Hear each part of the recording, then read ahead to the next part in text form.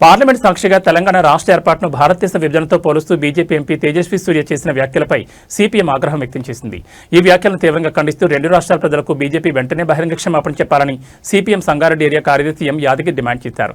British వారు భారత్ పాకిస్తాన్లను విడగొట్టిన పద్ధతిలోని ఆంధ్ర తెలంగాణ విభజన జరిగిందని మాట్లాడడం తేజస్వి సూర్య అజ్ఞానానికి నిదర్శనమని యాదగిరి విమర్శించారు. దశాబ్దాల పోరాటం, వందలాది మంది అమరవీరుల త్యాగాల ఫలితంగా ఏర్పడిన తెలంగాణను దేశ విభజన నాటి రక్తపాతంతో పోల్చడం అత్యంత హేయమని ఆయన మండిపడ్డారు. ఇది తెలుగు ప్రజల పట్ల బీజేపీకి ఉన్న చులకన భావాన్ని సూచిస్తోందని పేర్కొన్నారు. ఒకవైపు తామే తెలంగాణ ఇచ్చామని, ఇక్కడ విమోచన దినోత్సవాలు జరుపుతామని గొప్పలు చెప్పుకునే బీజేపీ నాయకులు పార్లమెంట్లో మాత్రం రాష్ట్ర ఏర్పాటును అవమానపరచడం వారి రెండు నాలుకల ధోరణికి నిదర్శనమని యాదగిరి విమర్శించారు.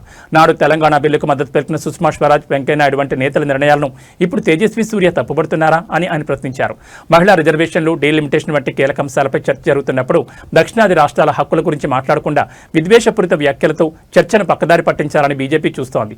కేంద్ర మంత్రులుగా ఉన్న తెలంగాణ బీజేపీ నేతలు తమ పార్టీ ఎంపీ రాష్ట్రాన్ని అవమానిస్తుంటే ఎందుకు మౌనంగా ఉన్నారని నిలదీశారు. రాష్ట్ర బీజేపీ అధ్యక్షుడు ఈ వ్యాఖ్యలను సమర్థించడం సిగ్గుచేటన్నారు. తేజస్వి సూర్య వెంటనే తన వ్యాఖ్యలు ఉపసంహరించుకోవాలని డిమాండ్ చేశారు.